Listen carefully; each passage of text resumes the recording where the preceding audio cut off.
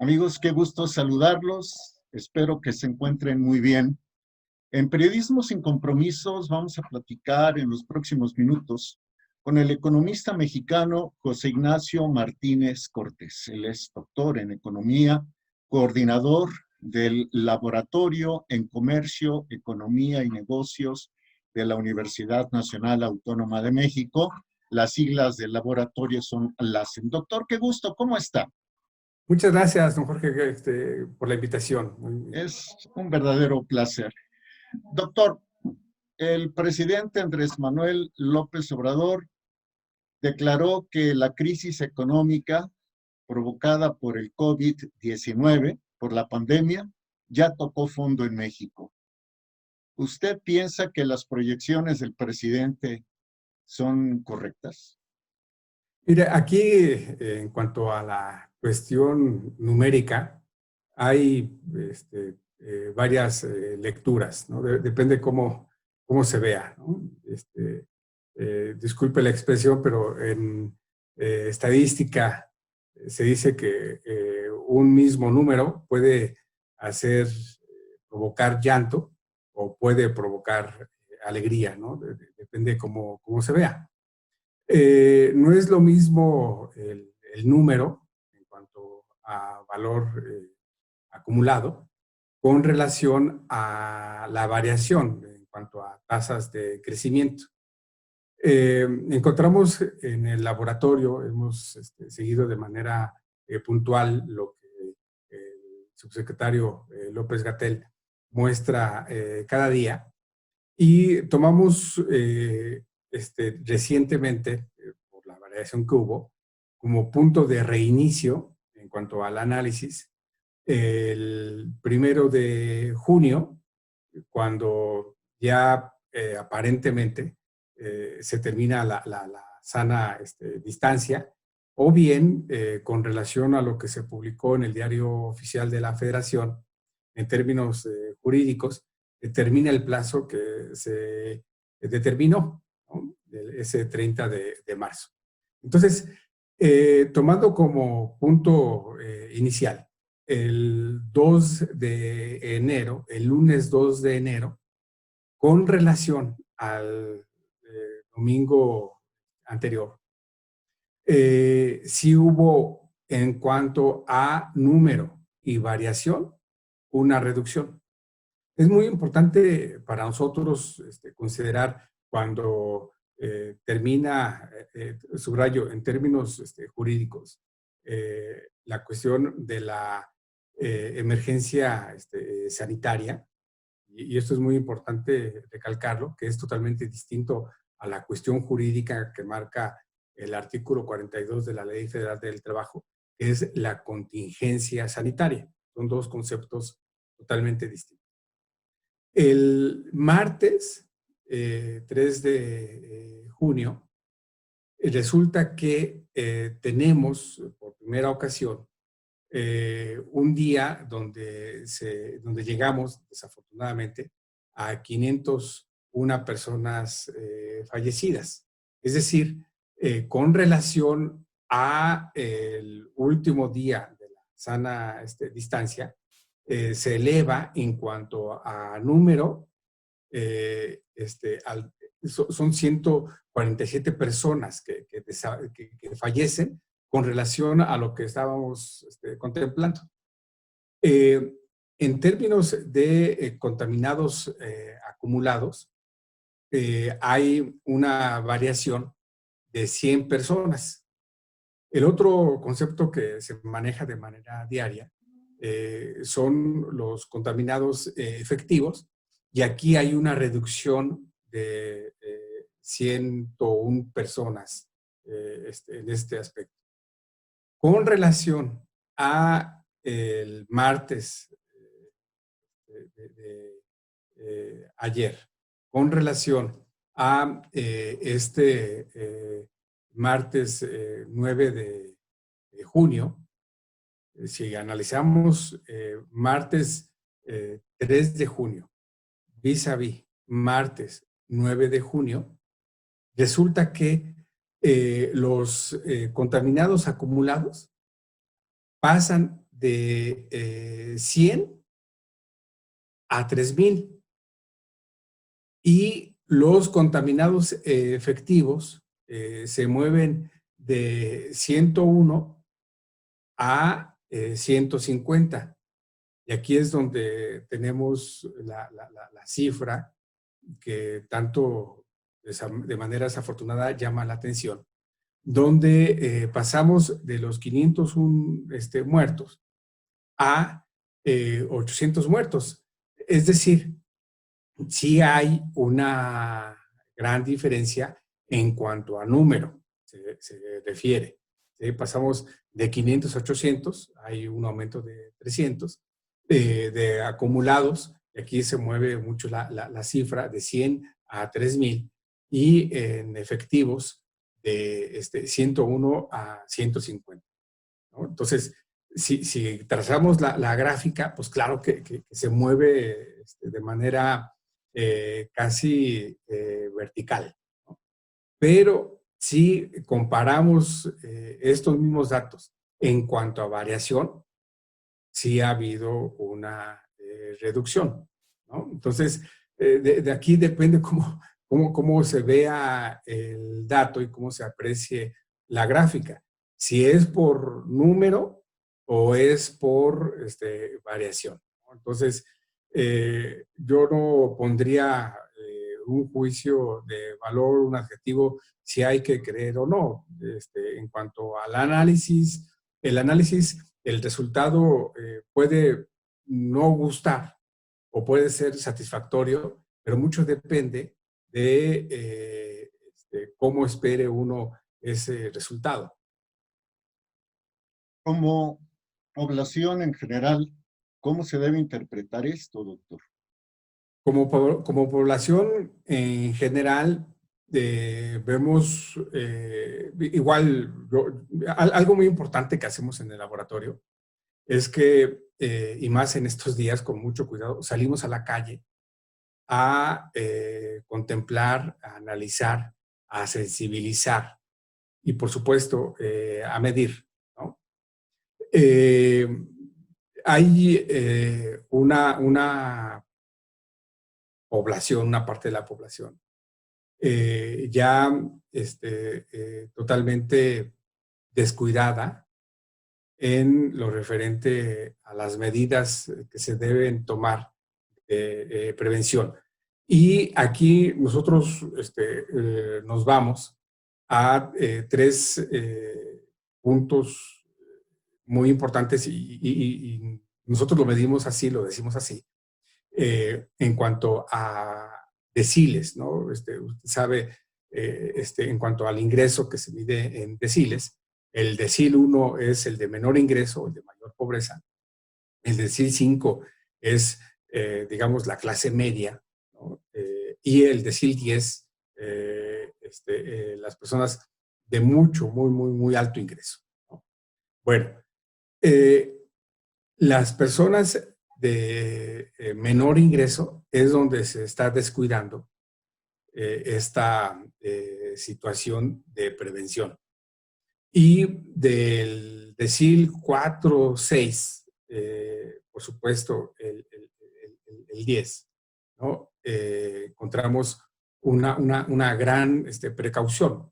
Las famosas mascarillas N95, uno las encuentra entre 600 y 800 pesos, ¿no? La persona que tiene un salario mínimo de ingreso al día, por supuesto que no va a comprar una mascarilla de estas, si acaso un cubrebocas, ¿no? Que venden a la entrada del metro de 5 pesos, ¿sí? Entonces, es en este sentido donde está un panorama. Otra cuestión que nuevamente tiene que ver con la parte de los ingresos. Hay una enorme inconformidad, ¿no? Por parte de los deciles 5, 6 hacia arriba. Y otra cuestión de despreocupación, de no lo considero, no me importa, en cuanto a los deciles 1, 3, referente al comportamiento planteamiento del gobierno, ¿no? Dicen las personas de Santa Fe, quédense en su casa, ¿no? Pero solamente que la persona que vive al día, pues no va a quedarse en, en su casa, ¿no? Entonces, esa es la cuestión que tenemos, que nosotros contemplamos, ¿no? Sobre esta parte que se vive después de haber terminado en términos jurídicos la jornada de sana distancia. Es el doctor José Ignacio Martínez Cortés. Es el coordinador del Laboratorio en Comercio, Economía y Negocios de la Universidad Nacional Autónoma de México. Doctor, ya que nos ha planteado el escenario social, yo le rogaría nos dijera, desde las perspectivas del LACEN, del laboratorio que usted coordina, ¿de cuánto será la caída del Producto Interno Bruto de México en este año? Y eso, ¿cuánto número de empleos significa que se perderán? Sí, muchas gracias. Mire, aquí igual nos encontramos a la oferta y la demanda en el mercado de los números, ¿no? Hay corredurías que ponen incluso una caída espectacular del Producto Interno Bruto del orden del 14%. Hay organismos financieros, como por ejemplo Citibank, que pone a México pegadito al 10, menos 9.9%, ¿no? Y nosotros en el laboratorio, haciendo un cálculo, precisamos que la caída será del orden de 7.9%. El Fondo Monetario Internacional precisa que México tendrá una caída de menos 6.6%. El 1 de abril, antes de tener todo este resultado de lo que nos arroja en junio, marzo, abril y mayo, Hacienda deja su pronóstico muy por abajo de lo que se puede cumplir, de un crecimiento de menos 3.4%, ¿no? Subrayo, estamos en el mercado de quién ofrece un número más drástico. Esto en términos de empleo, ¿qué representa? Permítame aquí, don Jorge, rápidamente poner dos o tres elementos para poder explicar mejor el número absoluto. México tiene 126 millones de mexicanos y naciendo.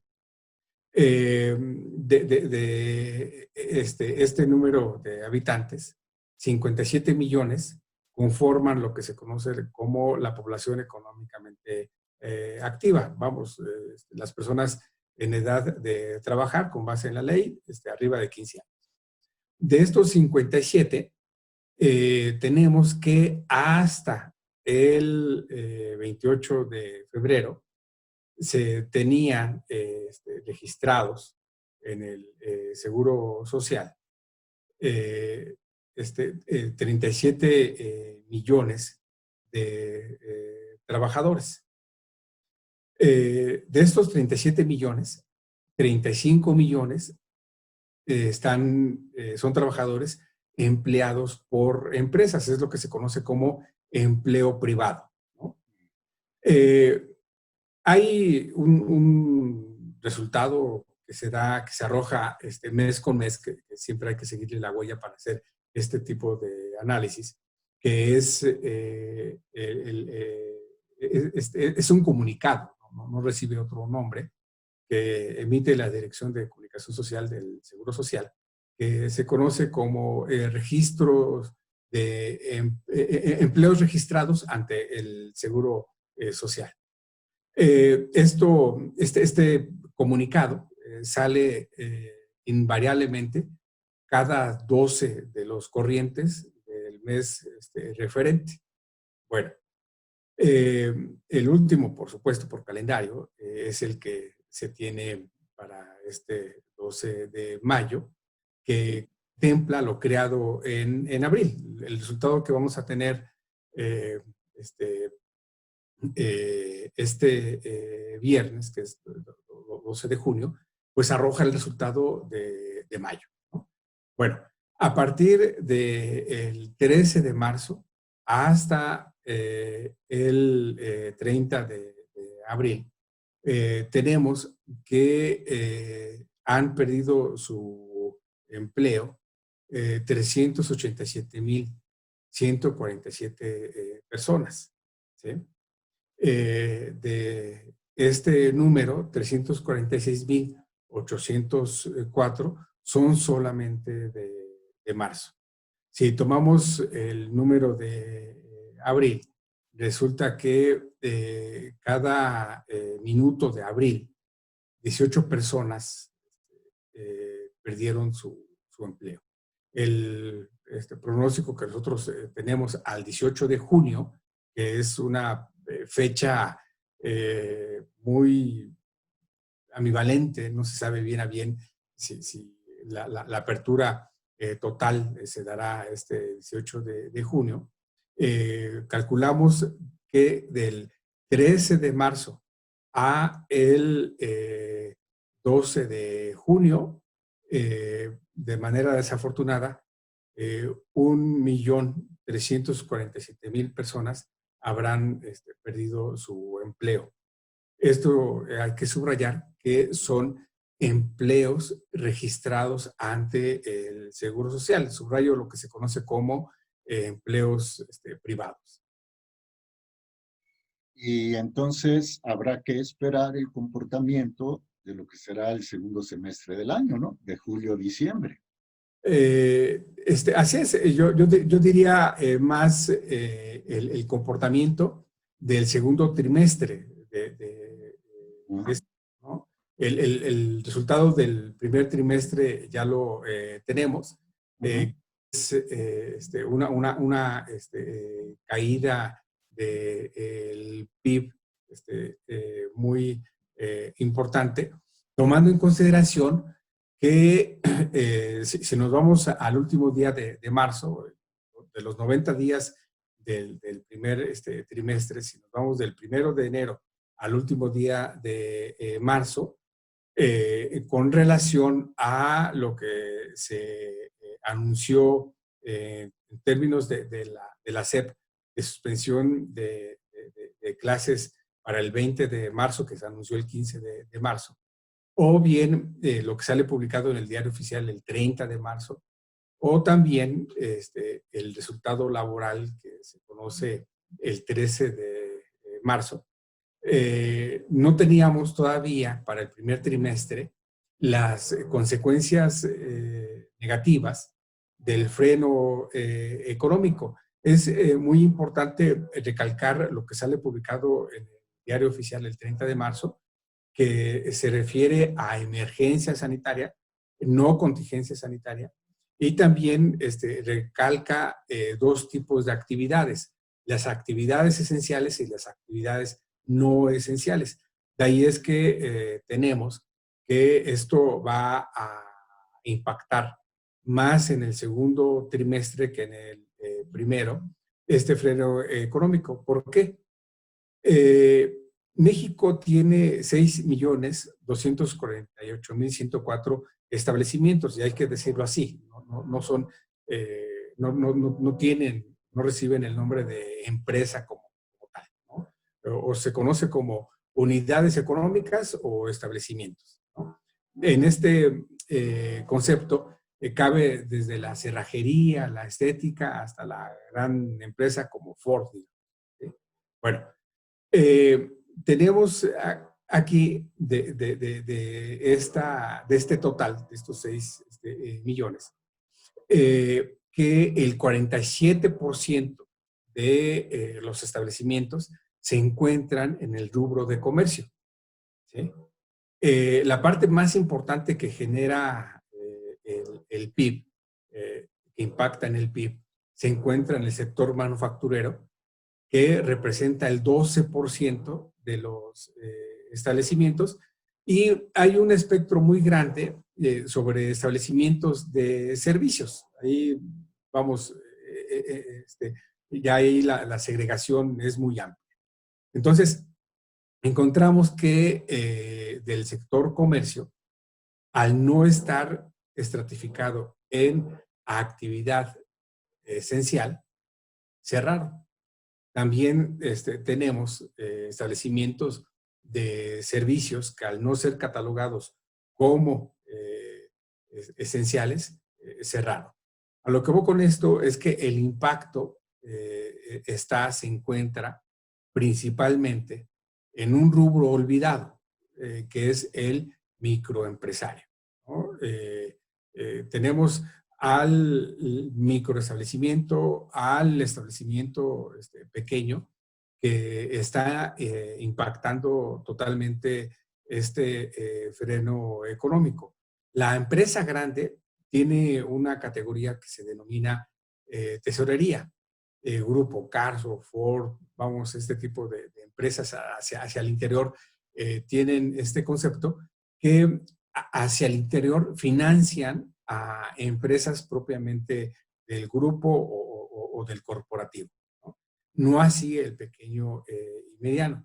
Entonces, el segundo trimestre, es decir, abril, mayo y junio, la caída en el PIB, el cálculo que hacemos será de menos 3.3%, cuando en el primer trimestre fue del orden de menos 1.1%, por supuesto, negativo, ¿no? Entonces, esto va a pegar enormemente y, por supuesto, será algo que estará golpeando fuertemente al gobierno, tomando en consideración que este 6 de junio inició el año electoral para las elecciones que vamos a tener el 6 de junio de 2021. Entonces, doctor, esa declaración oficial de que la crisis económica provocada por el COVID ya tocó fondo, me da la impresión de que es en exceso optimista, puesto que de acuerdo con las proyecciones del LACEN, la caída del Producto Interno Bruto de México será de alrededor de 7.9%, según entendí. Anual. Así es. Anual. Anual. Todavía falta lo peor en materia económica. Así es, de los 4 trimestres, el más drástico, la caída más fuerte, sin duda será en el segundo, es decir, de abril, mayo y junio. Y esto preocupa mucho porque sabemos que se avecina un gasto muy fuerte para las familias, que es el gasto escolar, ¿no? Si nos vamos a cuestiones de educación pública y educación privada, hay escuelas privadas donde otorgan importantes descuentos a las familias si pagan la inscripción en febrero y marzo y adelantan colegiaturas del ciclo siguiente, lo cual en este momento no es así, ¿no? Y también, si nos vamos a la cuestión de la educación pública, estas personas que desafortunadamente perdieron su trabajo, de uno y de otro lado, ya sea público o privada la educación, pues se tiene una merma en su ingreso, lo cual va a provocar que o no se continúe en la escuela privada, o bien no se cubra en total el gasto sobre las cuestiones de uniformes, útiles escolares, más allá de los vales, que sin duda son muy importantes, pero que no cubre totalmente, más allá de los vales que apoyan los gobiernos, ya sea estatales o el federal. Es el doctor José Ignacio Martínez Cortés, coordinador del Laboratorio en Comercio, Economía y Negocios de la Universidad Nacional Autónoma de México, la UNAM.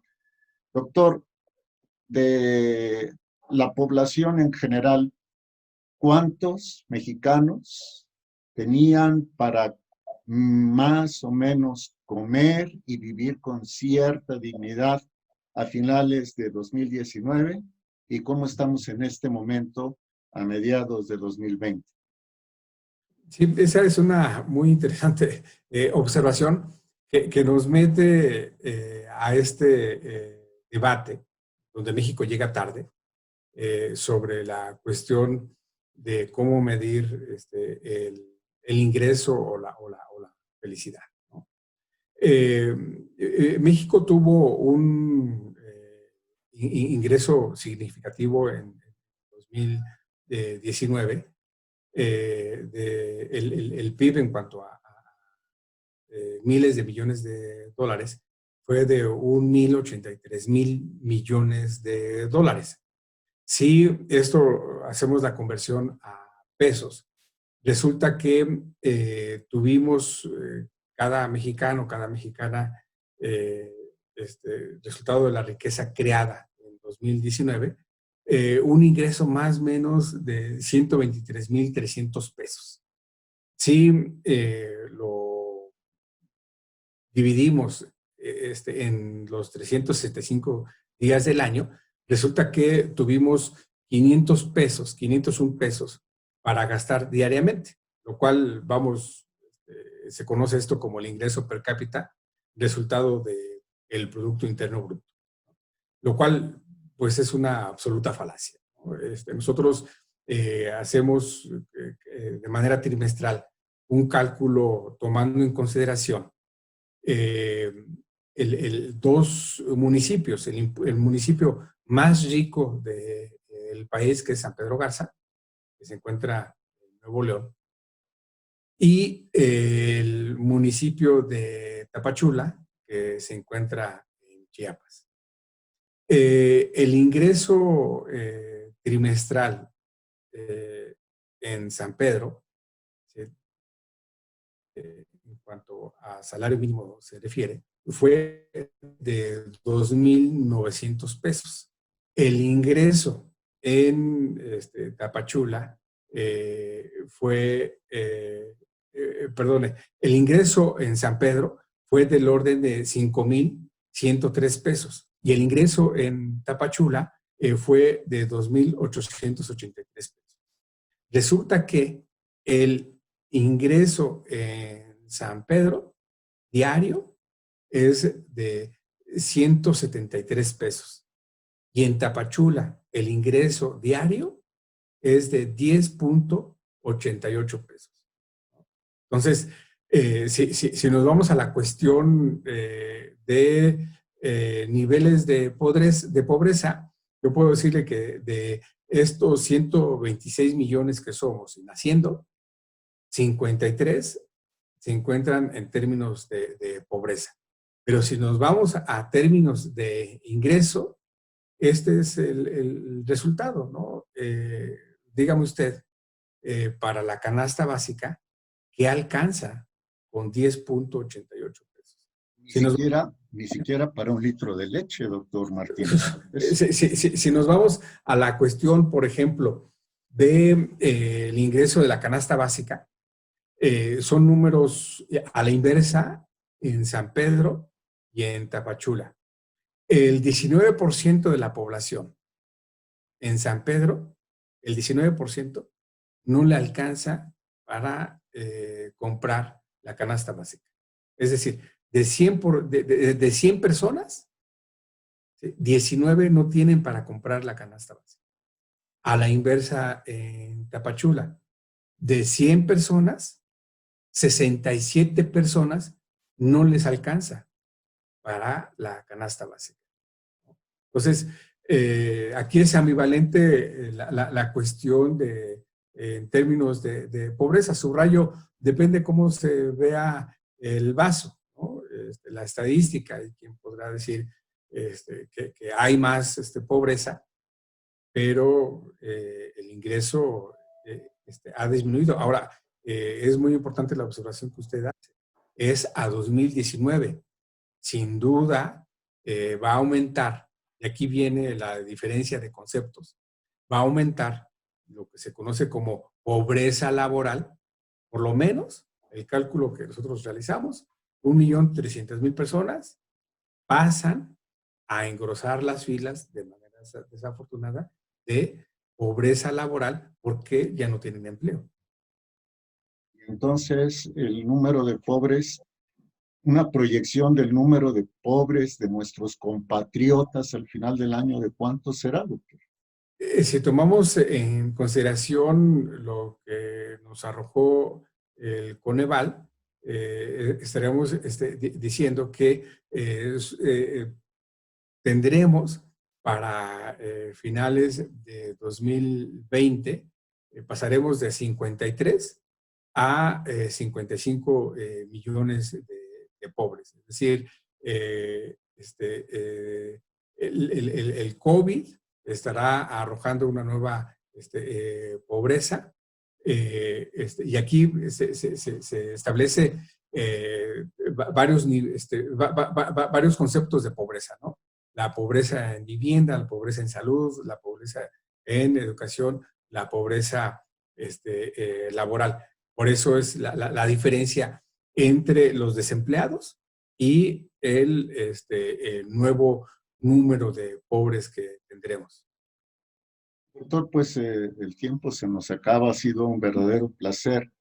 Ojalá y pronto tengamos esta oportunidad. Hay muchísimos, muchísimos temas, pero también sabemos que usted tiene una agenda también muy, muy saturada, ¿no? Por lo pronto le quiero dar las gracias y pues me quedo con una reflexión. Si no nos ayudamos entre nosotros mismos, los pobladores, los habitantes de México, va a ser muy difícil que aceleremos la recuperación, Sin duda. ¿verdad? Doctor, ha sido un placer. Ha sido el doctor José Ignacio Martínez Cortés, coordinador del Laboratorio en Comercio, Economía y Negocios de la Universidad Nacional Autónoma de México, aquí en Periodismo Sin Compromisos.